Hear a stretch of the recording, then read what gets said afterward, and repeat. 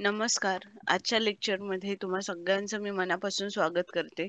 बऱ्याच लोकांना सपोर्ट आणि रेझिस्टन्स वरती कसं काम करायचं हे अजूनही येत नाहीये आणि लेवल्स ड्रॉ करताना खूप जास्त प्रॉब्लेम्स फेस करतायत बरेच जण. त्याच्यासाठी आज हे स्पेशल लेक्चर आहे. आउट ऑफ द सिलेबस जाऊन लेक्चर आहे. आणि एक असा मुद्दा जो मला ऍड करावासा वाटला, की मार्केटमध्ये बिग प्लेयर्स जे आहेत त्यांचा माइंडसेट काय असतो, ते नक्की कोणत्या दिशेने विचार करतात, त्या दिशेने आपण जर विचार केला तर आपल्याला नक्कीच सक्सेस हे मिळाल्याशिवाय राहणार नाही. तर आज आपण एक वेकी ऑफ थिअरी शिकणार आहोत, ज्याच्यामध्ये तुम्हाला हे समजण्यास मदत होईल की मार्केटमध्ये जे बिग प्लेयर्स आहेत ते नक्की काय करतात, त्यांचा माइंडसेट काय आहे. वेकेऑफ म्हणून एक शास्त्रज्ञ होता, त्याने या थिअरीचा शोध लावलेला आहे आणि तीच थिअरी आपण आज फॉलो करणार आहोत किंवा आपण शिकण्याचा प्रयत्न करणार आहोत. तर सर्वात पहिली गोष्ट म्हणजे मार्केटमध्ये 4 फेजेस असतात: अक्युमुलेशन, मार्कअप, डिस्ट्रीब्युशन आणि मार्कडाऊन. अक्युमुलेशन म्हणजे काय, तर एखाद्या ठिकाणी स्टॉक्सला अक्युमुलेट करणं, म्हणजे जे मोठे मोठे प्लेयर्स आहेत ते करोडो खरबोची जी त्यांची कॅपिटल असते ती एकाच वेळी मार्केटमध्ये डंप करत नाही. तर त्यांचं जे मोठमोठ्या फर्म्स असतात त्यांचं टेंडर पास केलेलं असतं. म्हणजे जर SBI तुम्हाला परचेस करायचं असेल तर 250 ते 260 रुपयांमध्ये तुम्हाला अक्युमुलेट करायचं आहे. म्हणजे ते टेंडर पास झाल्यानंतर ते हळूहळू हळूहळू ते अक्युमुलेट करतात, म्हणजे तो स्टॉक त्या ठिकाणी त्या लेवलला बाय करतात. ओके. त्या लेवलला बाय केल्यानंतर परत जेव्हा तो तिथून स्टॉक वरती जातो त्यावेळेस परत एक त्यांचं टेंडर निघतं. त्याच्यामध्ये काय असतं, हा पर्टिक्युलर स्टॉक आहे तो या लेवलमध्ये तुम्हाला सेल करायचा आहे. तर मग आता ह्याच्यामध्ये कसं असतं, की जर समजा त्यांनी एकदम जर मार्केटमध्ये ऑर्डर डंप केली, ओके, म्हणजे ती जेवढं त्यांचं कॅपिटल आहे तेवढंच त्यांचं एकाच प्राइसला जर त्यांनी डंप केली तर पहिली गोष्ट काय होईल, तर ती ऑर्डरच एक्झिक्यूट होणार नाही. कारण की ज्यावेळेस आपण एक शेअर बाय करतो त्यावेळेस आपल्या समोर कोणतरी सेलर उभा असला पाहिजे. त्यांचं जेवढं कॅपिटल आहे तेवढ्या कॅपिटलला एकाच वेळी आपल्याला कधीही सेलर मिळणार नाही. सेलर मिळाला तरच आपण बाय करू शकतो, बरोबर. तर मग हा एक पहिला मुद्दा आहे, की वेगवेगळ्या प्राइजेसला ते लोक अक्युमुलेट करतात. ते अक्युमुलेशनचा एक झोन असतो, त्या पर्टिक्युलर झोन मध्ये किंवा प्राइस रेंज मध्ये ते स्टॉकला अक्युमुलेट करतात. ओके. तर आता या ठिकाणी तुम्ही बघू शकता,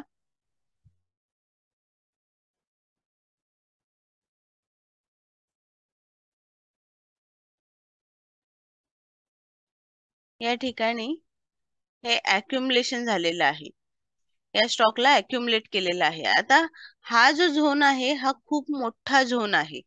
ओके. म्हणजे खूप इम्पॉर्टंट झोन आहे हा. याच्यामध्ये काय आहे, जे रिटेल इन्व्हेस्टर्स असतात त्यांच्यासाठी हा सपोर्ट आहे, बरोबर. त्यांच्यासाठी हा एक सपोर्ट आहे. का सपोर्ट आहे, तर बरोबर या लेवलला मार्केट येऊन सारखं सारखं सारखं अडकतंय. ओके. तर मग त्या लोकांनी काय केलेलं असणार, या लेवलला आल्यानंतर त्यांनी बाय करून ठेवलेलं असणार. बाय केल्यानंतर ऑब्व्हियसली त्यांचा जो स्टॉप लॉस असणार तो या लेवलच्या खाली असणार. रिटेल इन्व्हेस्टर्स बरेचसे आहेत. ओके. तर मग आता जर त्यांना म्हणजे जे मोठे इन्व्हेस्टर्स आहेत त्यांना जर सेलर्स पकडायचे असतील, कोणत्या झोन मध्ये सर्वात जास्त सेलर्स असतील, तर तो हा झोन आहे. या सपोर्टच्या खाली जर असा हा सर्वात मोठा झोन आहे की ज्याच्यामध्ये सेलर्स असतील. ओके.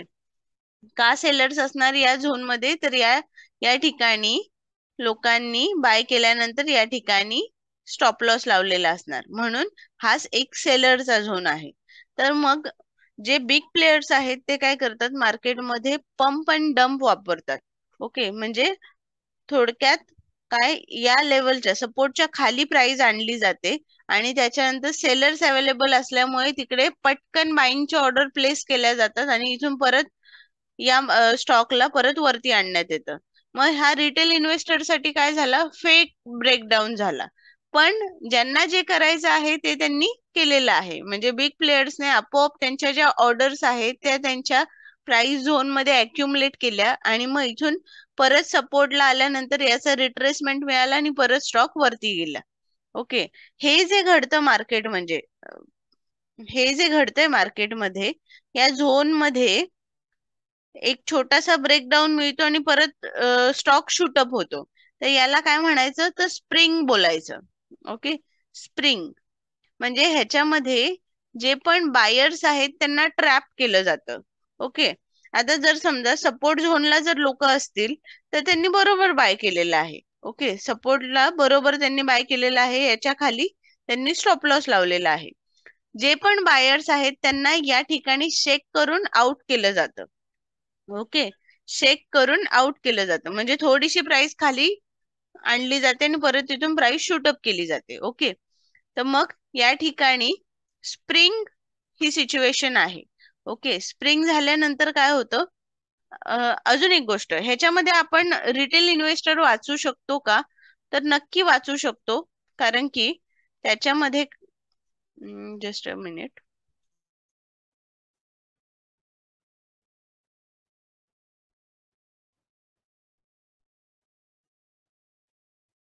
ओके, याच्यामध्ये रिटेल इन्व्हेस्टर्स वाचू शकतात का, तर नक्की वाचू शकतात. कसे वाचू शकतात, हा जो पोर्शन आहे व्हॉल्यूमचा, हा व्हॉल्यूम अनालिसिस आपल्याला मदत करणार. हा फेक ब्रेकआउट आहे की रिअल ब्रेकआउट आहे हे फाइंड आउट करण्यासाठी. ज्यावेळेस स्प्रिंग असते मार्केटमध्ये त्यावेळेस जो व्हॉल्यूम असतो हा व्हॉल्यूम डाऊन असतो. आपला ब्रेकआउटचा तर एक नियम आहे की ज्यावेळेस ब्रेकआउट किंवा ब्रेकडाऊन जेव्हा विथ व्हॉल्यूम होतो त्यावेळेस तो रिअल ब्रेकआउट किंवा ब्रेकडाऊन कन्सिडर केला जातो.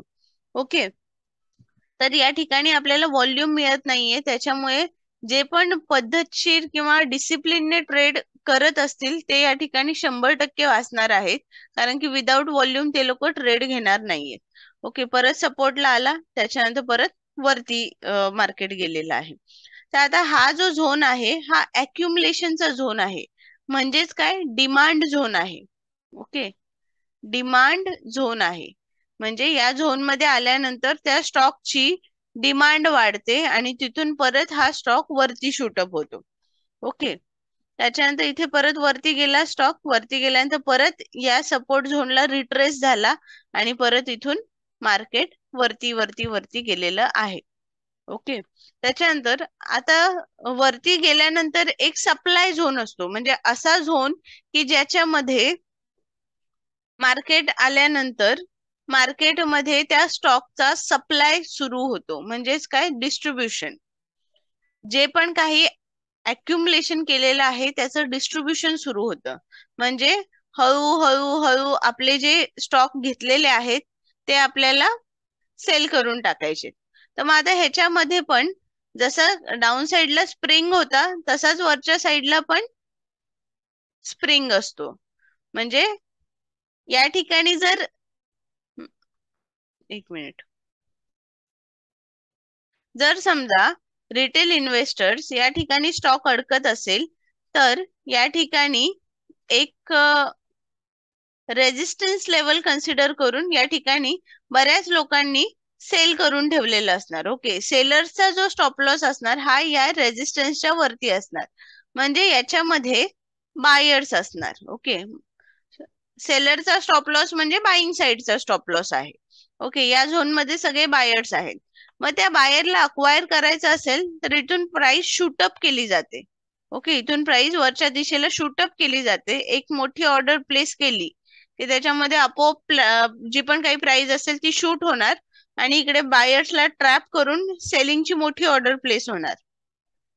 ओके, सेलिंगची ऑर्डर प्लेस झाल्यानंतर आपोआप हा स्टॉक खाली आणण्यात येतो. मग ज्या वेळेस हा जो सपोर्ट आहे हा ब्रेक होईल त्याच्यानंतर मग मार्केटमध्ये एक डाऊन साइड रॅली आपल्याला बघायला मिळू शकते. आता या ठिकाणी जो स्प्रिंग झालेला आहे तिथे पण एकदम क्लिअर कट आहे. व्हॉल्यूम जो आहे तो तिथे मार्केटमध्ये तुम्हाला दिसणार नाही. व्हॉल्यूम कधी वाढणार, ज्यावेळेस मार्केटमध्ये नवीन बायर्स येणार किंवा नवीन सेलर्स येणार आणि तुफान मोठ्या प्रमाणावरती ज्यावेळेस येणार. आता एकाला एक एक सेलर असेल आणि एक बायर असेल तर त्या कंडिशन मध्ये तुम्हाला व्हॉल्यूम वाढताना दिसणार नाही. पण ज्यावेळी मार्केटमध्ये 100 बायर्स आणि 2 ते 3 सेलर जेव्हा येतील मार्केटमध्ये त्यावेळेसच तुम्हाला व्हॉल्यूम दिसणार आहे. ओके, तर आता इकडून परत डाऊन साइडला ब्रेकडाऊन झाला, परत इकडे रिट्रेसमेंट झाली आणि मार्केट खालच्या दिशेला आलेलं आहे. तर आता ही जी फेज आहे या फेजला काय म्हणायचं, डिमांड झोन म्हणजे अक्युमुलेशन झोन. त्याच्यानंतर ही जी घटना आहे याला स्प्रिंग म्हणणार. त्याच्यानंतर या ठिकाणी हा डिस्ट्रीब्युशन झोन आहे किंवा सप्लाय झोन आहे. त्याच्यानंतर इकडे अपसाइडला पण फेल्ड रॅली किंवा स्प्रिंग आहे. ओके, त्याच्यानंतर ही जी अपसाइड आहे याला मार्कअप फेज असं म्हटलं जातं. Okay, mark up phase. Okay, आणि त्याच्यानंतर हा डाऊन साइडला जी रॅली आहे याला मार्क डाऊन फेज असं म्हटलं जातं. ओके, तर प्रत्येक वेळी ज्यावेळेस आपण ब्रेकआउट ब्रेकडाऊन करत असू त्यावेळी आपल्याला व्हॉल्यूम बघायचा आहे. व्हॉल्यूम असेल तर तो ब्रेकआउट किंवा ब्रेकडाऊन जो असेल तो आपला रिअल ब्रेकआउट ब्रेकडाऊन असेल. आता व्हॉल्यूम किती असावा, तर साधारण जी कॅन्डल तुम्हाला ब्रेकआउट ब्रेकडाऊन देते ती कॅन्डल ही प्रिव्हियस एखाद दुसऱ्या कॅन्डल पेक्षा जास्त मोठी असली पाहिजे, तरच तो ब्रेकआउट किंवा ब्रेकडाऊन हा रिअल समजला जाईल. ओके, त्याच्यानंतर डिमांड झोन मध्ये आल्यानंतर मार्केटमध्ये अपसाइड रॅली बघायला मिळते. सप्लाय झोन मध्ये आल्यानंतर मार्केटमध्ये डाऊन साइड रॅली बघायला मिळते. ओके, त्याच्यानंतर मार्केटमध्ये बरेचसे ट्रेडर्स असतात. एक तर रिव्हर्सल ट्रेडर्स असतात. ओके, रिव्हर्सल ट्रेडर आणि दुसरे ब्रेकआउट ट्रेडर. म्हणजे मार्केट कितीही वर झालं गेलं तरी सुद्धा ते लोक बाय करत नाही. ओके, मार्केट कितीही वर गेलं तरी सुद्धा ते लोक बाय करत नाही. जेव्हा त्यांना असं वाटते की इथे हे एक हेड अँड शोल्डर पॅटर्न तयार झालेला आहे आणि इथून मार्केट खाली पडणार आहे, त्यावेळेसच ते रिव्हर्सल ट्रेडिंग करतात. ओके, रिव्हर्सल ट्रेडर म्हणजे काय, जो पण ट्रेंड सुरू आहे त्याच्या विरुद्ध ट्रेड घेणे, तो झाला रिव्हर्सल ट्रेडर. त्याच्यानंतर ब्रेकआउट ट्रेडर म्हणजे जर समजा आता मार्कअप आपला सुरू आहे तर मार्केट इथून वरती जाणार, त्याच्यानंतर इथे पॉज घेणार. पॉज घेताना तो काय करणार, फ्लॅग अँड पोल बनवेल किंवा मग आणखीन एक असा इन्व्हर्टेड हेड अँड शोल्डर बनवेल किंवा एक असा छानपैकी ट्रायंग्युलर पॅटर्न बनवेल, पेनंट बनवेल. त्याच्यानंतर आणखीन वरती जाणार, परत इथे पॉज घेऊन काहीतरी छानसा पॅटर्न तयार करणार किंवा आपला बॉक्स टाईप असं काहीतरी बनवेल आणि परत मार्केट वरती जाणार. ओके, तर मग हे जे आहे हे सगळे चार्ट पॅटर्न्स आहेत आणि ह्याच्यावरती ब्रेकआउट ब्रेकडाऊन प्रत्येक वेळी तुम्हाला विथ व्हॉल्यूम कम्पेअर करायचं आहे आणि त्याच्यामध्ये तुम्हाला डाव थेरी अनुसार याच्यामध्ये ट्रेडिंग करायचं आहे. तर आता आपण कोणत्या मुद्द्यावर होतो, रिव्हर्सल. आता मार्केट कितीही वर गेलं, जोपर्यंत त्यांना छोटासा सप्लाय झोन मिळत नाही किंवा मोठा सप्लाय झोन मिळत नाही तोपर्यंत हे जे रिव्हर्सल ट्रेडर आहेत ते ट्रेड करत नाहीत. ओके, जेव्हा सप्लाय झोन येणार त्यावेळेसच ते लोक ट्रेड करणार. जसं सपोर्ट रेजिस्टन्सचं आहे तसंच या ठिकाणी डिमांड आणि सप्लाय झोनचा आहे. जेव्हा एखादा डिमांड झोनचा ब्रेकआउट होतो त्यावेळेस मार्केट ऑब्विसली वरती जाणार. वरती गेल्यानंतर परत जेव्हा या डिमांड झोनला येणार मार्केट, ओके, हा डिमांड झोन आहे. ओके, आता या ठिकाणी मोठमोठ्या कॅन्डल्स असतील तर इथे आल्यानंतर काय होणार की या ठिकाणी आल्यानंतर परत एक तुम्हाला आतमध्ये जसा स्टॉक येईल तसे बाईंगचं प्रेशर वाढेल आणि परत आणखीन इथून स्टॉक वरती वरती वरती जाईल. ओके, डिमांड झोन मध्ये प्रत्येक वेळी त्याने एंटर केलं पाहिजे, थोडं थांबलं पाहिजे असं नाहीये. डिमांड झोनला टच झालं आणि हा जर स्ट्रॉंग तुमचा डिमांड झोन असेल तर पटकन तिकडून मार्केट वरती जाणार. ओके, आता इथे वरती गेल्यानंतर जर समजा या स्टॉकने हा डिमांड झोन ब्रेक केला, हा डिमांड झोन जर ब्रेक झाला तर हा काय आहे, स्टॉकसाठी सप्लाय झोन आहे. हा डिमांड झोन हा सप्लाय झोन मध्ये कन्वर्ट होतो. म्हणजे याच्या खाली जेव्हा स्टॉक जाणार त्यावेळेस हा झोन हा सप्लाय झोन, म्हणजे खाली गेल्यानंतर जेव्हा परत स्टॉक वरती त्याच लेवलला येणार त्यावेळेस परत तिकडे आपल्याला काय भेटणार, सप्लाय मिळणार. इथून हा स्टॉक गेला खाली, त्याच्यानंतर या ठिकाणी सप्लाय झोन झाला, आता डिमांडचा सप्लाय झाला आणि इथून मग स्टॉक खालच्या दिशेने धावलेला आहे. ओके, त्याच्यानंतर हे झालं बिग प्लेयर्सचा माइंडसेट कसा असतो आणि बिग प्लेयर्स मार्केटमध्ये कसे काम करतात.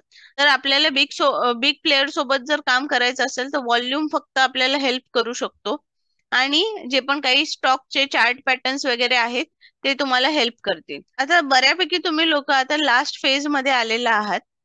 तर मग आता या कंडिशनला आल्यानंतर बरेच लोक कंप्लेंट करतात की मॅडम माझे 3 ट्रेड फेल गेले, 7 ट्रेड माझे राईट आले, तरी सुद्धा मी लॉस मध्ये आहे.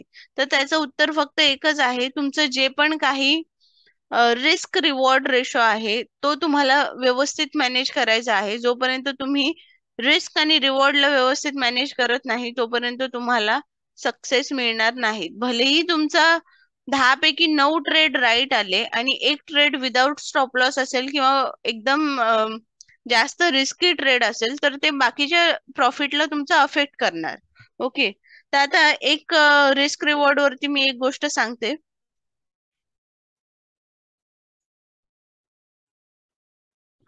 जर समजा तुम्ही 10 ट्रेड केले असतील एका आठवड्याभरात आणि त्याच्यातले 5 फेल गेले आणि तुमचे 5 ट्रेड जे आहेत ते राईट आलेले आहेत, आणि या 5 ट्रेडला फक्त तुम्ही 40 रुपीजचा स्टॉप लॉस लावलेला आहे. एव्हरी ट्रेडला जिथे तुम्हाला 40 रुपीजचा स्टॉप लॉस बसतोय तिथेच तुम्ही ट्रेड केलेला आहे. ओके, आणि या ठिकाणी पण 40चा एस-एल आहे. हा एस-एल तुमचा हिट झालेला आहे आणि या ठिकाणी तुमचे जे रिवॉर्ड्स आहेत ते एका ट्रेड मागे 70 रुपीज, एका ट्रेड मागे 100 रुपीज. एका ट्रेडला तुम्हाला जॅकपॉट लागला तर 250 पॉइंट तुम्हाला एकाच ट्रेडला मिळाले, किंवा एका ट्रेडला 50 पॉइंट, एखाद्या ट्रेडला 40 पॉइंट.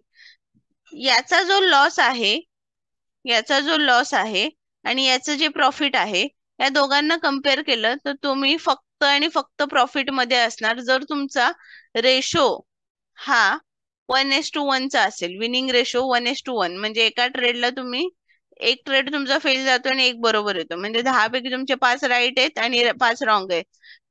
या कंडिशन मध्ये सुद्धा तुम्ही बऱ्यापैकी मार्केटमध्ये पैसे कमवू शकता.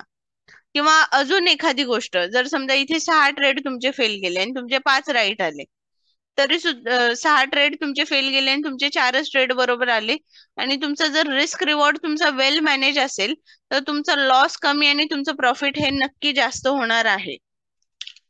ओके, तर आता नेक्स्ट मुद्दा असा आहे की बऱ्याच लोकांना इंट्राडेच्या लेवल्स काढायला गडबड होत आहे.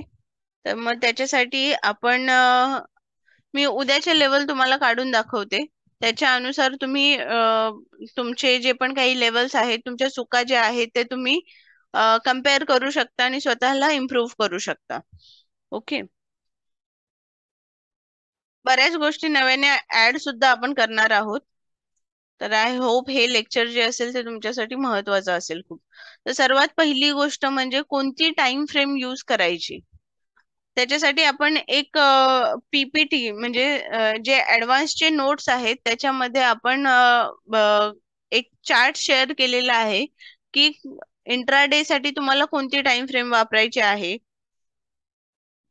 स्विंग साठी कोणती टाइम फ्रेम वापरायची आहे, किंवा जर पोझिशनल ट्रेडर असाल तर त्याच्यासाठी तुम्हाला कोणती टाइम फ्रेम वापरायची आहे, हे सगळं आपण त्याच्यामध्ये बघितलेलं आहे. तेच तुम्हाला फॉलो करायचं आहे. तर सर्वात पहिल्यांदा कोणतंही ट्रेडिंग करताना तुम्हाला म्हणजे जे पण स्विंग असो किंवा इंट्राडे असो, तुम्हाला डेलीच्या लेवल्स काढणं खूप गरजेचं आहे. सर्वात पहिली गोष्ट म्हणजे काय आहे, डेली चार्ट वरती आपण छानशा लेवल ड्रॉ करायच्या. छानशा लेवल म्हणजे कुठल्या लेवल, तर ज्या जवळ आसपासच्या लेवल्स आहेत त्या आपल्याला फक्त मार्क करायच्या आहेत. त्याच्या आधी आपल्याला ट्रेंड बघता आलं पाहिजे. डाव थेअरी अनुसार ट्रेंड कोणता चालू आहे मार्केटमध्ये हे बघता आलं पाहिजे. जर डाव थेअरी अजूनही तुम्हाला क्लिअर नसेल तर डाव थेअरीचे ऍडव्हान्स मधले जे पण काही मुद्दे आहेत ते तिकडे जाऊन क्लिअर करा. वारंवार लेक्चर्स बघा, त्याने तुम्हाला बरेचसे क्लिअरिटी येईल आणि काही गोष्टी नव्याने तुम्हाला व्यवस्थितरित्या कळतील. तर डाव थेअरी अनुसार मार्केटमध्ये कोणता ट्रेंड सुरू आहे हे तुम्हाला ओळखणं फार गरजेचं आहे. ओके, त्याच्यानंतर मोठी टाइम फ्रेम म्हणजे डेलीची टाइम फ्रेम बघायची. डेली मध्ये कोणता ट्रेंड सुरू आहे. त्याच्यानंतर सेकंड एक 1 आवरची टाइम फ्रेम आपल्याला बघायची, आणि तिसरी जी टाइम फ्रेम आहे ती 15 मिनिट्सची टाइम फ्रेम आहे, ती आपल्याला बघायची आहे. या तीनही टाइम फ्रेम मध्ये ज्या लेवल्स मिळतील त्याच्या बेसवर आपण ज्यावेळेस ऍक्च्युली इंट्राडे करू त्या वेळेमध्ये आपण 5 मिनिटचा टाइम फ्रेम लावून त्याच्यामध्ये ट्रेडिंग करणार आहे. जर लोकांना वोलॅटिलिटी जर माइंड डिस्टर्ब करत असेल तर तुम्ही 15 मिनिट मध्ये सुद्धा एकदम आरामामध्ये काम करू शकता. मी मोस्टली 15 मिनिट्स वापरते. 15 मिनिट मध्ये मला बऱ्यापैकी चार्टचा अंदाज येतो आणि त्याच्या अनुसार मी 15 मिनिट्स मध्ये ट्रेड करत असते. आता मी 5 मिनिट्स कशासाठी वापरते, तर मार्केटमध्ये कोणता रिव्हर्सल तर येत नाहीये. म्हणजे जर समजा 15 मिनिटांमध्ये मी काम करत असेल तर मला सर्वात आधी इंडिकेशन कोण देणार की मार्केट मधला ट्रेंड चेंज होतोय, तर ते इंडिकेशन मला 5 मिनिटाची टाइम फ्रेम देणार. जर 5 मिनिटांमध्ये हायर हायचा जर हायर लो झाला तर मला 5 मिनिटाची टाइम फ्रेम आधी सांगेल की इथे बाबा हायर लो झालेला आहे, त्याच्यामुळे तुझी पोझिशन तुला कट करायची असेल तर एक चांगली संधी आहे. ओके, तर पोझिशन कट करताना मी 5 मिनिटाचा most of the time use करते, जर एखाद्या स्ट्रॉंग लेवलला जर मार्केट असेल तर. ओके, आता प्रत्येक वेळी मार्केटचा पीपी आपल्याला चेक करायचा आहे. पीपी म्हणजे काय, प्रत्येक कॅन्डलचा प्रेशर आणि प्लेस, कोणत्या जागेला ती कॅन्डल तयार झालेली आहे आणि त्या कॅन्डल वरती बाईंग आणि सेलिंगचं प्रेशर किती आहे, या दोन गोष्टी आपल्याला कॅल्क्युलेट करायच्या आहे. आता त्यापूर्वी एक जस्ट असंच मला सांगावंसं वाटलं. आता जर समजा 3 व्यक्ती असतील, जर समजा 3 व्यक्ती असतील, आता अकॉर्डिंग टू मार्केट सिच्युएशन जर एखादा जण म्हणत असेल की मार्केट हे बुलिश आहे, ओके मार्केट हे बुलिश आहे, तर दुसरा काय म्हणतोय की नाही मार्केट हे बेरिश आहे. ओके, मार्केट हे बेरिश आहे. आणि तिसरा काय म्हणतोय की मार्केट हे साइडवेज आहे. तर ह्याच्यातलं कोण राईट आहे, ह्याच्यातलं तिघांमधलं कोण राईट आहे, तर एकाच वेळी हे तिघही राईट असू शकतात. कसे काय राईट असू शकतात, तर ह्या तिघांचा व्ह्यू कोणता आहे, ओके तिघांचा व्ह्यू कोणता आहे त्याच्यावरती त्यांचं मार्केट डिपेंड आहे. जर आपण लॉंगर टाइम फ्रेम मध्ये बघितलं, या ठिकाणी लॉंगर टाइम फ्रेम मध्ये बघितलं तर मार्केटमध्ये कोणता ट्रेंड आहे, डाऊन ट्रेंड आहे. ओके, त्याच्यानंतर जर समजा आवरली मध्ये आपण बघितलं, आवरली मध्ये आता कोणता ट्रेंड सुरू आहे, बुलिश ट्रेंड सुरू आहे. ओके, त्याच्यानंतर जर समजा आपण वीकली मध्ये बघितलं, या ठिकाणी वीकली मध्ये बघितलं तर मार्केटमध्ये डाऊन ट्रेंडच आहे. ओके, 15 मिनिट्स मध्ये बघूया, मार्केट इथे कन्सोलिडेशन मध्ये होतं, त्याचा आता मार्केटने ब्रेकआउट दिलेला आहे, मार्केट वरती चाललेलं आहे. ओके, तर मग एका वेळी हे तिघही राईट असू शकतात. मार्केटचा आपला व्ह्यू हा क्लिअर असला पाहिजे, आपल्याला अप साइडला जायचं आहे, डाऊन साइडला जायचं आहे की तिथेच राहायचं आहे. ओके, तर हे सांगण्याचं कारण काय, जर तुम्ही इंट्राडे ट्रेडर असाल, जर तुम्ही इंट्राडे ट्रेडर असाल आणि जर तुम्हाला होल्डिंगला जायचं असेल तर कोणत्या केसमध्ये तुम्ही स्टॉक होल्ड करू शकता, ज्यावेळेस तुमचे तीनही टाइम फ्रेम 15 मिनिट, 1 आवर आणि डेली, ओके या तीनही टाइम फ्रेम जर डाऊन साइडला असतील तर तुम्ही डाऊन साइड होल्डिंगचा विचार करू शकता. ओके, डाऊन साइड होल्डिंगचा विचार करू शकता.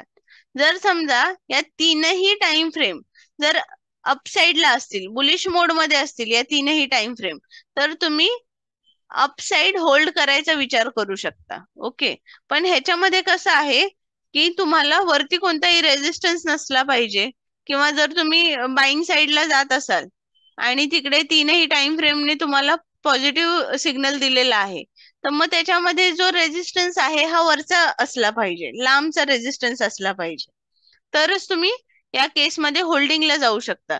जर डाऊन साइड तुम्हाला होल्ड करायची असेल तर तुम्ही एकतर रेजिस्टन्सला असला पाहिजे आणि तीनही टाइम फ्रेम तुमच्या डाऊन साइड इंडिकेट करत असल्या पाहिजे. ओके, आणि जो सपोर्ट आहे हा तुमचा दूरचा असला पाहिजे, तर तुम्हाला या होल्डिंग मध्ये काहीतरी प्रॉफिट होऊ शकतो. त्याच्यानंतर सेकंड टाइप ऑफ होल्डिंग आहे की रिव्हर्सल होल्डिंग.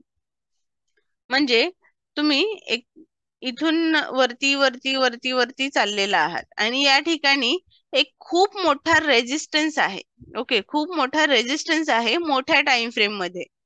ओके, मग त्यावेळी तुम्ही इकडे एक चान्स घेऊ शकता. जर समजा इथे हा स्टॉक 200 रुपयाला असेल, किंवा आपण निफ्टी पकडूया, या ठिकाणी जर निफ्टी तुमची एक साधारण 1700 रुपीजला असेल, 17,000 रुपीजला जर तुमची निफ्टी असेल, तर मग या ठिकाणी हा जो स्ट्रॉंग रेजिस्टन्स आहे, या रेजिस्टन्सला आल्यानंतर एक 300-400 पॉइंट तुम्ही होल्डिंगची रिस्क घेऊ शकता, किंवा जे पण ऑप्शन ट्रेडर आहेत त्यांच्यासाठी पोझिशनल होल्डिंग पण या ठिकाणी आपण इमॅजिन करू शकतो.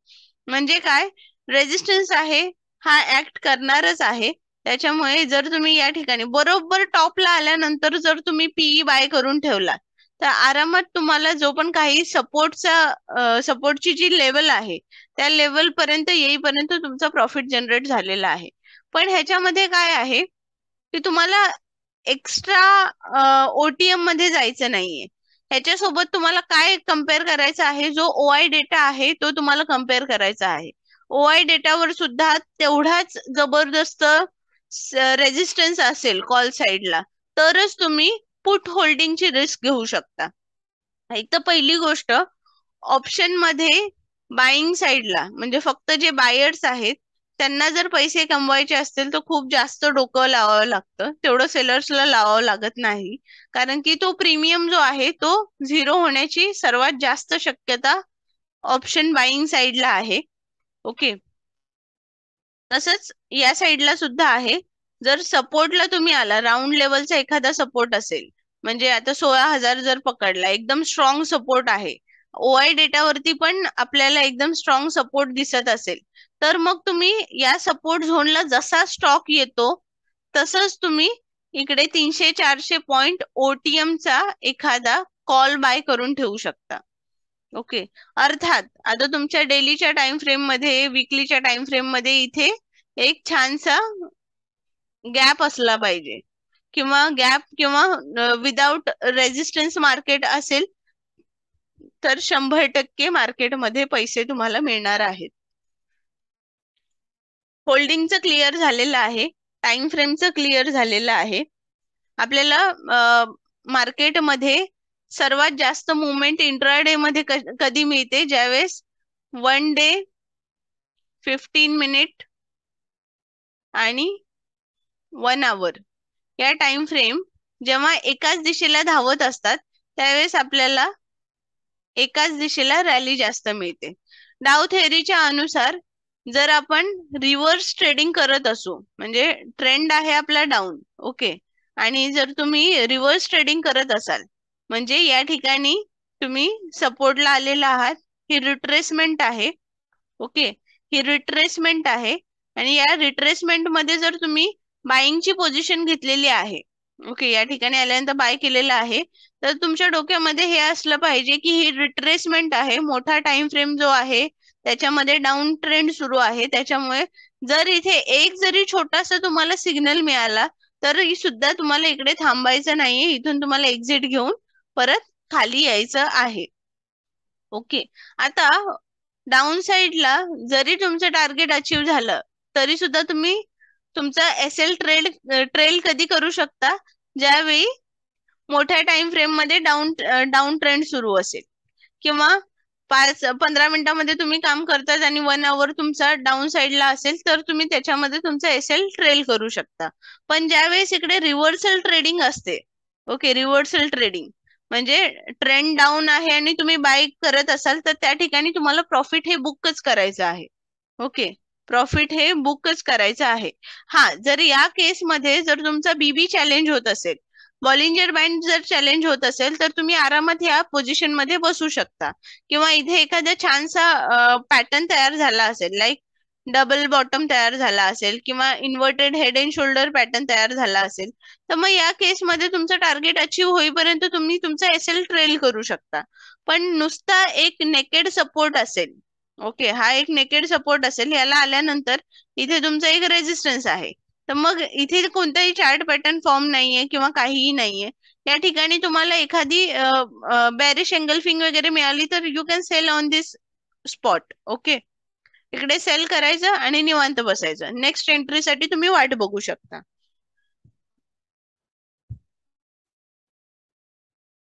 ओके, आता नेक्स्ट मुद्दा आपला आहे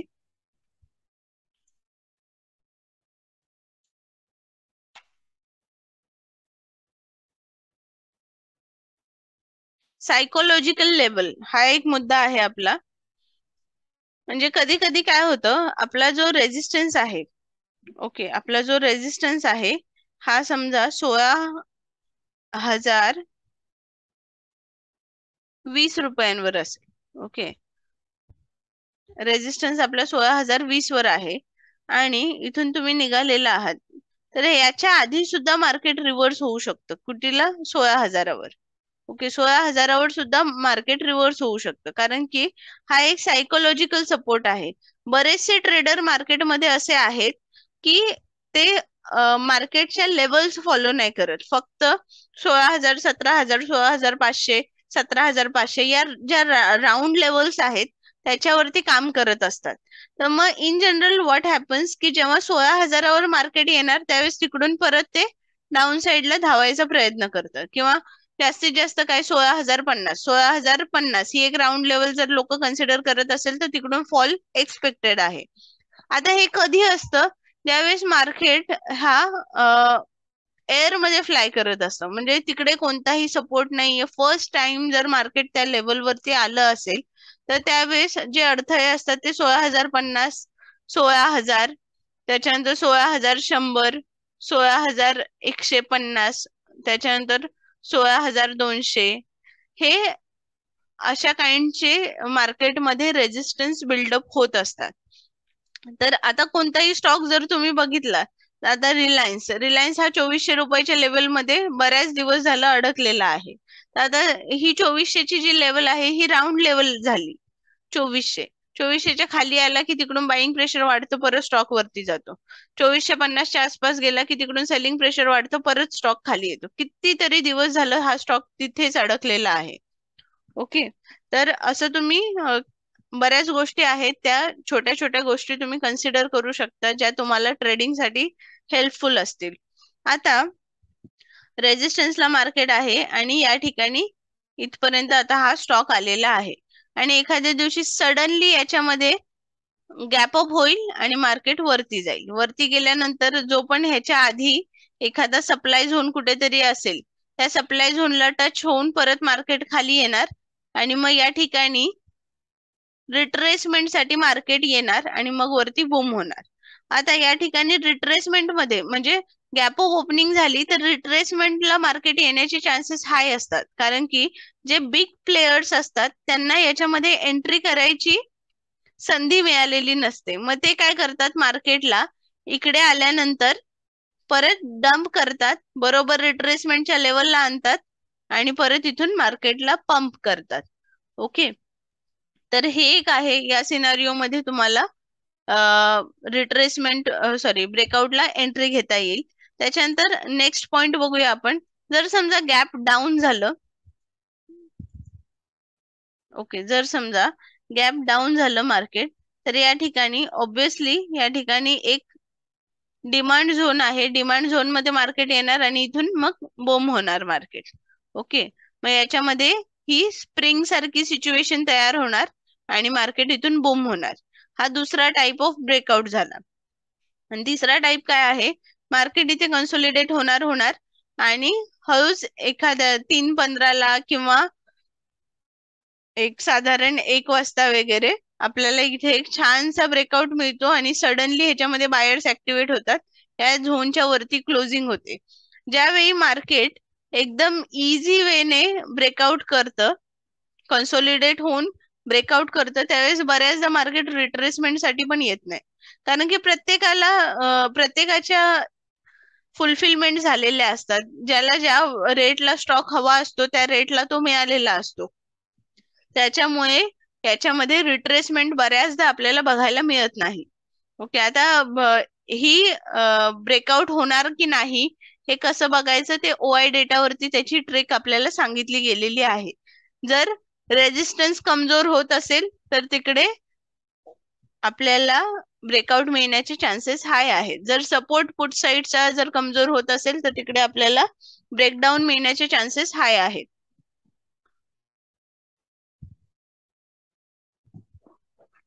आता बऱ्याचदा मार्केटमध्ये काय होतं, मार्केटमध्ये ट्रेंड हा डाऊनच असतो. 15 मिनिटं असू दे किंवा 1 तास असू दे, त्याच्यामध्ये ट्रेंड डाऊनच असतो.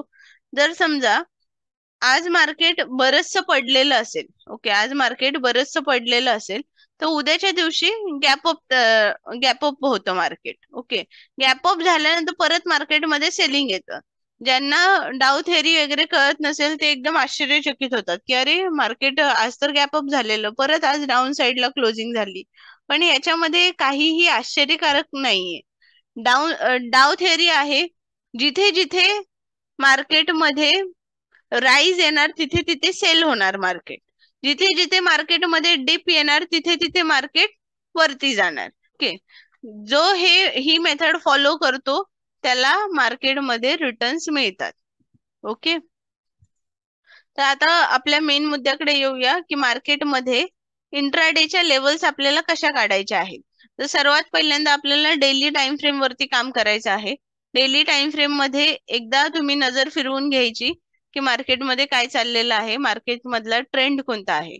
ओके, हा ट्रेंड कोणता आहे, हा डाऊन साइडचा ट्रेंड आहे. ओके, डाऊन साइडचा ट्रेंड आहे हा तुम्हाला कळलेला आहे. तर अजून एक नवीन गोष्ट म्हणजे जी मला तुमच्याशी शेअर करावीशी वाटते. जर समजा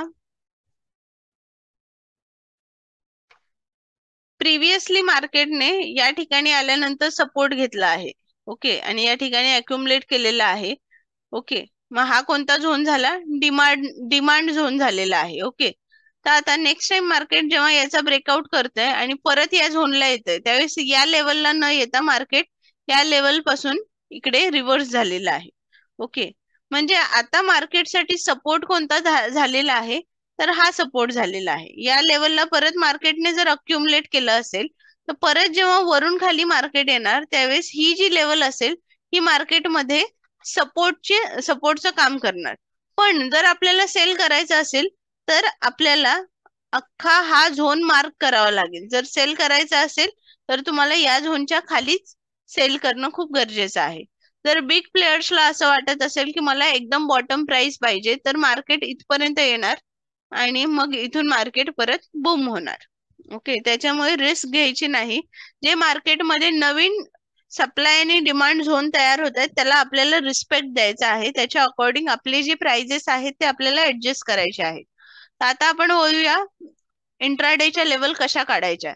सर्वात पहिल्यांदा आपण डेली टाइम फ्रेम मध्ये झूम आउट करून जो पण काही ट्रेंड तयार झालेला आहे तो आपण फाइंड आउट करणार आहोत आणि एक काही मेजर लेवल असतील तर ते आपण बघून घेणार आहोत. साधारण आता जो डिमांड झोन आहे हा डिमांड झोन या ठिकाणी असला पाहिजे. SR फ्लिप जसं आहे तसं DS आहे. ओके, डिमांड झोन हा सप्लाय मध्ये कन्वर्ट होतो आणि सप्लाय झोन हा डिमांड मध्ये कन्वर्ट होतो.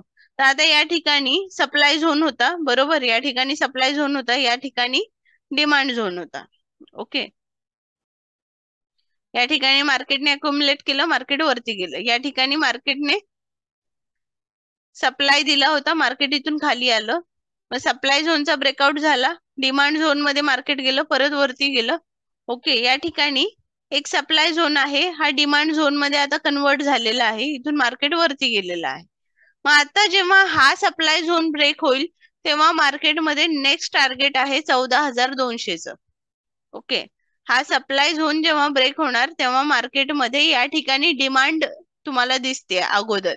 ओके, जेव्हा हा डिमांड झोन ब्रेक होईल, ओके, जेव्हा हा डिमांड झोन ब्रेक होईल तेव्हा मग आणखीन आपल्याला एक खालचं टार्गेट भेटतं, ते आहे 13,653 रुपये. ओके, इतक्या खाली मार्केट इतक्यात तरी जाणार नाही जोपर्यंत हा सप्लाय झोन जो आता डिमांड झोन मध्ये कन्वर्ट झालेला आहे तो जोपर्यंत ब्रेक होत नाही तोपर्यंत मार्केट काय खाली येणार नाही. जर मार्केटला खाली यायचं आहे तर मग मार्केटला 15,000 किंवा 15,250 ची जी राऊंड लेवल आहे ती ब्रेक करणं खूप गरजेचं आहे. त्याच्यानंतर मग डाऊन साइड टार्गेट्स आपले ओपन होत आहेत.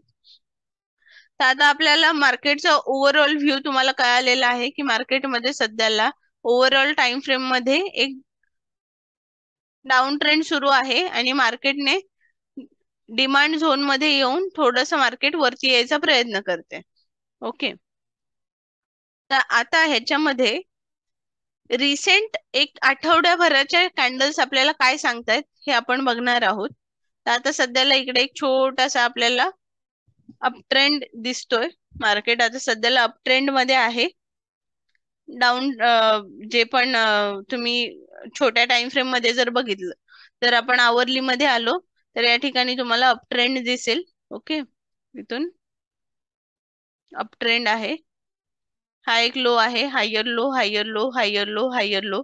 ओके, त्याच्यानंतर higher high higher high higher high higher high. Okay, down trend मध्ये सॉरी मोठ्या टाइम फ्रेम मध्ये डाऊन आहे मार्केट.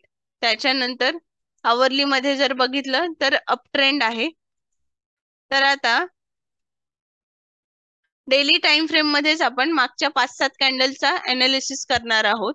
तर सर्वात पहिलं काय महत्वाचं आहे तर जो दिवस आहे ज्या दिवशी तुम्ही ट्रेंड लाईन काढत आहात त्या दिवशीचा हाय आणि लो या दोन गोष्टी खूप महत्वाच्या आहेत. ओके, हाय आणि लो. ही कोणती कॅन्डल आहे? हॅमर कॅन्डल आहे.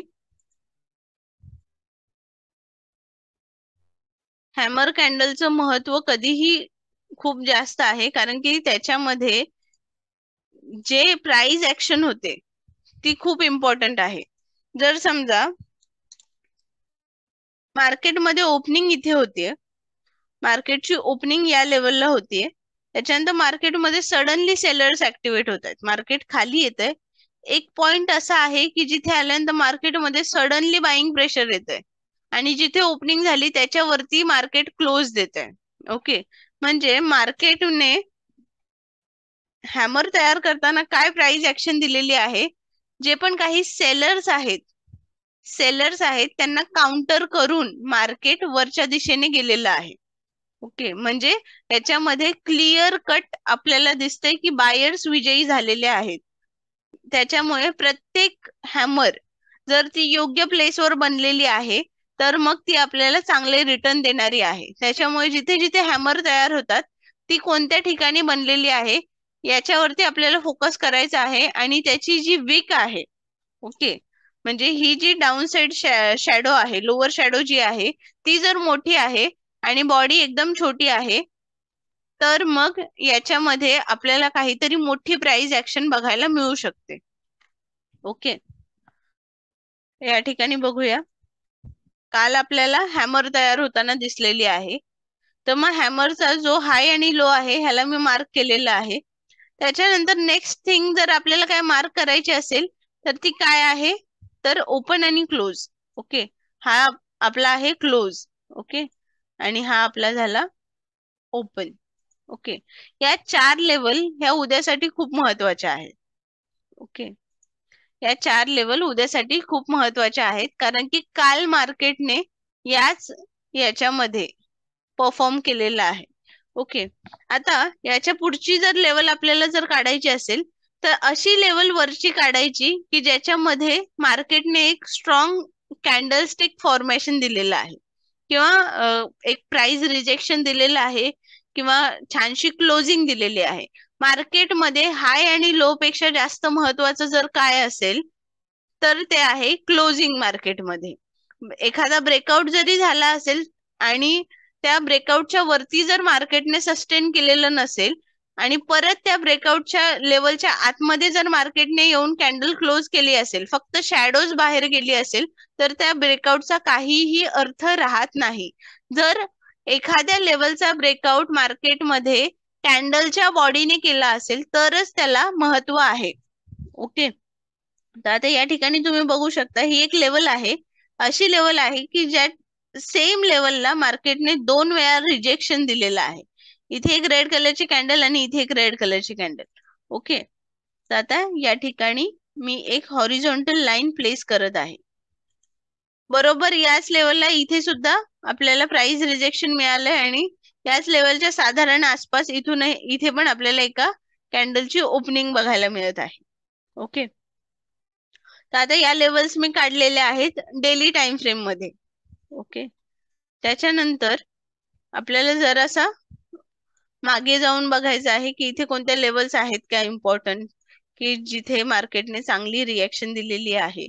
जर समजा मार्केट खाली आलं तर ही एक चांगली लेवल होईल मार्केटसाठी. इथे दोजी तयार झालेली आहे आणि बऱ्याच वेळा या ठिकाणी मार्केटने रिजेक्शन दिलेलं आहे या दोजीला. तर मग ही एक लेवल आहे. जर मार्केट या लेवलच्या पण खाली आलं तर, जी ही लेवल ड्रॉ केली ह्याच्या पण खाली आलं तर मग ही एक लेवल आहे जिथे मार्केट सपोर्ट घेऊ शकतं. ओके, त्याच्यानंतर या लेवलच्या आणखीन मार्केट जर वरती गेलं तर या ठिकाणी एक गॅप तुम्हाला बघायला मिळतोय. तर या गॅपची स्टार्टिंग ही इथून झालेली आहे. ओके, या गॅपची स्टार्टिंग ही या पॉइंट पासून झालेली आहे. तर मग हा जो गॅप आहे हा सुद्धा तुम्हाला खूप चांगले रिटर्न देऊ शकतो. तर मग या गॅपच्या बरोबर या ठिकाणी मी एक लाईन ड्रॉ केलेली आहे. ओके, तर एवढ्या लेवल उद्यासाठी इनफ होतील असं मला वाटतंय. अजून एक वरची काढायची असेल तर या कॅन्डलची क्लोजिंग आणि या कॅन्डलची क्लोजिंग हे दोन्ही सुद्धा एक चांगलं रिटर्न आपल्याला देऊ शकतात. जिथे जिथे लेवल्स मॅच होतात तिथे तिथे आपल्याला फक्त एक हॉरिझॉन्टल लाईन ड्रॉ करायची. याच्या पलीकडे मी काहीही केलेलं नाही. ओके, तर आता मागच्या वेळी मार्केटने इथून रिॲक्ट केलं होतं, याला पण या पॉइंट पासून रिॲक्ट झालेला आहे. पण याच्या आधी, ओके, या कॅन्डलच्या आधी मार्केटने बरोबर या लेवल पर्यंत येण्याची वाट नाही बघितली. मार्केट इथूनच रिव्हर्स झालेलं आहे. त्याच्यामुळे आपल्यासाठी आता डिमांड झोन जो आहे हा या ठिकाणी, मी आता या लेवलला ऍडजस्ट केलं. ओके, या लेवलला इथपर्यंत ऍडजस्ट केलेलं आहे. ओके, तर अशा प्रकारे तुम्ही ऍडजस्टमेंट पण करू शकता. त्याच्यानंतर आता मी 1 आवर मध्ये जाते. 1 आवर मध्ये जिथे जिथे शार्प रिजेक्शन आलेलं आहे मार्केटमध्ये, जिथे जिथे शार्प रिजेक्शन आलेलं आहे त्या कॅन्डल वरती आपण फोकस करणार आहोत. ओके, आता या ठिकाणी शार्प रिजेक्शन आहे म्हणजे ही लेवल तुम्ही क्रॉस केली. ही लेवल तुम्ही क्रॉस केली की तुमचं नेक्स्ट टार्गेट असणार 129. म्हणजे ही लेवल कितीची आहे? 1668. म्हणजे राऊंड लेवल जर तुम्ही पकडली तर 1674. या ठिकाणी हा जो हाय आहे हा जर ब्रेक होऊन जर ह्याच्यावरती जर तुम्हाला क्लोजिंग मिळाली 1675च्या वरती जर तुम्हाला एखादा छानसा क्लोजिंग मिळालं तर तुम्हाला डायरेक्ट 129 130 रुपीजचं टार्गेट आहे. म्हणजे किती पॉइंट तुम्हाला मिळत आहेत? 25 आणि 30 55 पॉइंट तुम्हाला मिळतात ह्याच्यामध्ये. तर आता जिथे जिथे सपोर्ट आणि रेजिस्टन्स तुमचे एकदम जास्त जवळ असतील तर तिथे तुम्हाला काम नाही करायचंय. जिथे सपोर्ट आणि रेजिस्टन्स तुमचे लांब लांब असतील तिथे तुम्हाला काम करायचं आहे. तर आता या ठिकाणी तुम्ही बघू शकता हा जो झोन आहे हा पूर्ण डिस्ट्रीब्युशन झोन आहे. इथून मार्केट वरती गेलं, या झोन मध्ये आल्यानंतर मार्केटने डिस्ट्रीब्यूट करायला सुरुवात केलं. ओके, डिस्ट्रीब्युशन झालं. ह्या झोनचा ब्रेकआउट झाल्यानंतर रिट्रेसमेंट झालं मार्केटमध्ये आणि मार्केट खाली आलेलं आहे. तर मग आता ही लेवल जी आहे ही तुमच्यासाठी इम्पॉर्टंट आहे. ओके, मग आता ह्या लेवलची व्हॅल्यू किती राहते मार्केटमध्ये? या पॉइंट पासून मार्केटने इथपर्यंत नॉनस्टॉप तेजी मंदी दिलेली आहे. म्हणजे हळूहळू हळू मार्केट इथून खाली आलेलं आहे. त्याच्यामुळे ही जी लेवल आहे ही तुम्ही रिट्रेसमेंट साठी वापरायची. ओके, याला मी ग्रीन कलर करते. याला मी ग्रीन कलर करते. ही रिट्रेसमेंटची लेवल आहे. ही अशी लेवल आहे की जी तुमचा ट्रेंड चेंज नाही करणार पण तिथे नक्कीच पॉज घेऊन जाणार. म्हणजे आता इथून जर तुम्हाला वरती जायचं असेल तर ही लेवल तुमच्या मध्ये येणार नाही. हा जर तुमचा खरंच जर ब्रेकआउट जर तुम्हाला होणार असेल किंवा खरंच जर तुमच्या आता अपसाइड सुरू होत असेल तर ही लेवल तुमच्या मध्ये येणार नाही. तुमच्या मध्ये कोणती लेवल येणार? ही जी लेवल आहे 218 रुपयांची, या लेवलच्या आसपास गेल्यानंतर तुमचा सप्लाय झोन परत सुरू ऍक्टिव्हेट होणार. किंवा या झोनच्या म्हणजे मार्केटला जर अजून वरती जायचं नसेल तर एकतर ही लेवल आहे 130 ची किंवा 218, या दोन मेजर लेवल झाल्या. ओके, या ठिकाणी तुम्हाला खूप सारे लेवल्स दिसत आहेत बरोबर. आता या सगळ्या लेवल तुम्हाला वर्कआउट होतील का? तर नक्कीच होणार. तुमच्या इंट्राडे जे पण असेल तुमचं ते करताना या सगळ्या लेवल तुम्हाला इम्पॉर्टंट आहेत. ओके, तर आता ह्याच्यामध्ये जर तुम्ही बघितलं तर एकच लेवल अशी आहे जिला मी ग्रीन मार्क केलेला आहे. ओके, या लेवलला मी ग्रीन मार्क केलेला आहे. तर आता या ठिकाणी हा जो आहे हा डिस्ट्रीब्युशन एरिया आहे, म्हणजे सप्लाय एरिया आहे. ओके, हा जो एरिया आहे हा सप्लाय एरिया आहे, हा पूर्ण सप्लाय एरिया आहे. त्याच्यानंतर ह्याच्यामध्ये जर आपल्याला डिमांड एरिया जर बघायचा असेल तर आपला डिमांड एरिया कुठे आहे, या ठिकाणी आपला डिमांड एरिया आहे. हा डिमांड एरिया झाला. त्याच्यानंतर या ठिकाणी पण डिमांड एरिया आहे, इथे पण आपलं अक्युमुलेशन झालेलं आहे. या ठिकाणी पण अक्युमुलेशन झालेलं आहे. इथून मार्केट वरती गेलेलं आहे, इथे परत आपलं थोडं फार अक्युमुलेशन आहे. ओके, या झोन मध्ये परत अक्युमुलेशन आहे.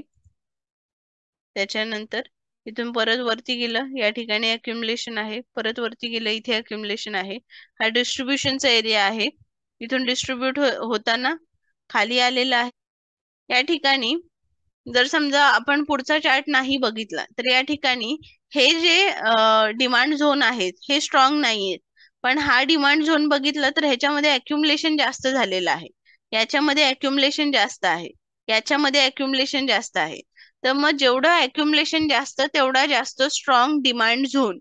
ओके, जेवढं जास्त स्ट्रॉंग डिस्ट्रीब्युशन तेवढं जास्त स्ट्रॉंग सप्लाय झोन. ओके, तर मग जर समजा हा आपला जो झोन आहे हा जर स्ट्रॉंग डिमांड झोन नसेल तर मग जेव्हा सप्लाय झोन कडे मार्केट जाणार, जेव्हा डिमांड हा सप्लाय मध्ये कन्वर्ट होणार, तेव्हा तेवढा स्ट्रॉंग तो सप्लाय झोन राहत नाही. म्हणजे ही जी लेवल आहे ही लेवल आपली लवकरच ब्रेक होणार आहे. आता ह्याच्यामध्ये स्ट्रॉंग सप्लाय झोन कोणता असेल तर ही लेवल असेल. 130 जी लेवल आहे, या लेवलला जर उद्या मार्केट ओपन झालं तर याच्यामध्ये स्ट्रॉंग तुम्हाला सप्लाय मिळू शकतो. ओके, हा सप्लाय जर तुमचा अडकला आणि मार्केट आणखीन वरती गेलं तर मग ही 218 ची अशी लेवल आहे की जिथे तुम्हाला सप्लाय बघायलाच मिळेल. आता डॉट लेवल टू लेवल आपण ह्याच्यामध्ये काम नाही करू शकत, तर ह्याच्यामध्ये तुम्हाला एरिया वाईज काम करावं लागणार. जे पण काही बिग प्लेयर्स आहेत ते एकदम ऑर्डर डंप नाही करणार. ओके, जर अक्युमुलेशन तुमचं जर जोरात असेल तर डिस्ट्रीब्युशन पण तुमचं जोरातच होणार. म्हणजे इथे जर तुम्ही अक्युमुलेट केलं असेल तर या ठिकाणी वरती आल्यानंतर डिस्ट्रीब्युशन करताना पण ते हळूहळू हळू डिस्ट्रीब्यूट होणार. ओके, म्हणजे वरती गेल्यानंतर बरोबर या बॉक्सच्या आसपास इकडे डिस्ट्रीब्युशन चालू होईल, मार्केट खाली येईल. जर समजा 130 ला डिस्ट्रीब्युशन झालं नाही, 16,130 ला डिस्ट्रीब्युशन झालं नाही तर 16,200 च्या आसपास नक्की होणार. जेव्हा 16,200 क्रॉस होणार तेव्हा मग नेक्स्ट डिस्ट्रीब्युशन झोन कोणता आहे मार्केटसाठी, तर हा झोन, हा 393चा साधारण 400च्या आसपास मार्केट परत इकडे आल्यानंतर डिस्ट्रीब्युशन झोन मध्ये जाणार. ओके, या झोन मध्ये आल्यानंतर मग एक डिस्ट्रीब्युशन आपल्याला चांगल्या प्रकारे बघायला मिळू शकतं. म्हणजे जर समजा मार्केटला वरती जायचं असेल तर हा एक असा झोन आहे की हा झोन पार केल्यानंतर तुम्हाला स्ट्रॉंग बुलिश झोन बघायला मिळेल. तर मार्केटमध्ये एक साधारण 16,800च्या वरती जेव्हा मार्केट क्लोज देईल आपला, त्यावेळेस मार्केटमध्ये बुलिश मोमेंटम येण्याचे चान्सेस जास्त आहेत. ओके, तर आय होप तुम्हाला आजचं लेक्चर समजलं असेल. डिमांड सप्लाय एरियाच्या वरती कोणते झोन किती स्ट्रॉंग आहेत त्याच्या बेसवरती आपण आपण काढलेले लेवल किती स्ट्रॉंग आहेत, म्हणजे ती लेवल ब्रेक होण्याचे चान्सेस किती हाय आहेत हे तुम्हाला कळण्यास मदत होईल. आणि अजून एक गोष्ट, बऱ्याच लोकांचे मला मेसेज येतात की मॅडम मी आज एंट्री घेतली होती, मला वाटलं मार्केट पडेल पण मार्केट वरती झालं, मी अजून होल्डिंगला ठेवलेलं आहे, तर मग मी त्याचं काय करू. तर सुरुवातीला ट्रेड घेताना तुम्हाला नक्की काय करायचंय हे तुमचं क्लिअर असणं फार गरजेचं आहे. तुम्हाला एकतर इंट्राडे करायचं आहे, स्विंग करायचं आहे की पोझिशनल ट्रेडिंग करायचं आहे, हे तुमच्या माइंड मध्ये फिक्स असलं पाहिजे. त्याच्या अकॉर्डिंग तुम्ही टाइम फ्रेम डिसाइड केली पाहिजे. ती टाइम फ्रेम डिसाइड केल्यानंतर कुठे एंट्री पॉइंट आहे, कुठे सप्लाय झोन आहे, कुठे डिमांड झोन आहे, कुठे सप्लायची लेवल आहे, कुठे डिमांडची लेवल आहे, हे तुम्हाला कॅल्क्युलेट करून त्याच्या पद्धतीने तुम्हाला स्टॉप लॉस मार्क करायचा आहे. आणि त्या जर तुम्ही ब्रेकआउट वरती ट्रेड करत असाल तर तुम्हाला त्याच्यामध्ये व्हॉल्यूम आहे की नाही ते बघणं गरजेचं आहे. जर तुम्ही रिव्हर्सल ट्रेड करत असाल तर त्या ठिकाणी चार्ट पॅटर्न आणि जो पण काही आपला RSI आहे तो बघूनच तुम्हाला रिव्हर्सल ट्रेड घ्यायचा आहे. ओके, रिव्हर्सल ट्रेड घेताना चार्ट पॅटर्न बनणं फार गरजेचं आहे, किंवा RSI ने डायव्हर्जन्स देणं फार गरजेचं आहे, तरच तुम्हाला ह्याच्यामध्ये सक्सेस मिळेल रिव्हर्सल ट्रेडिंग मध्ये. कारण की एकतर तुम्ही ट्रेंडच्या विरुद्ध जाऊन काम करत आहात, त्याच्यानंतर OTM मध्ये आपल्याला ट्रेड करण्याचे कधी चान्स असतात ते मी तुम्हाला एक्सप्लेन केलेलं आहे. Strong resistance, strong support level असेल तर तुम्ही OTM परचेस करू शकता. त्याच्यानंतर बरेचसे छोटे मोठे हॅक्स मी आज सांगितलेले आहेत. तर काम करत राहा, रिझल्ट मला सेंड करत राहा. भेटूया नेक्स्ट लेक्चर मध्ये नवीन काही स्ट्रॅटर्जी आणि नवीन काही मुद्दे घेऊन. वेकी ऑफ थेरीवरती चांगलं काम करा. सप्लाय डिस्ट्रीब्युशनचे जे पण काही झोन आहेत ते तुम्ही कॅप्चर करा आणि मला पाठवा. अजून एक गोष्ट, काल परवा मला एक क्वेश्चन विचारण्यात आला होता, investing.com वरती आपल्याला चार्ट सेव्ह करता येतात का, हा एक प्रश्न मला एका स्टुडंटने विचारला होता. तर त्याच्यासाठी एक आन्सर आहे, हे मी आधी पण कव्हर केलेलं आहे. तर या ठिकाणी हा जो क्लाउडचा सिम्बल आहे, हा एक आहे आणि हा एक आहे.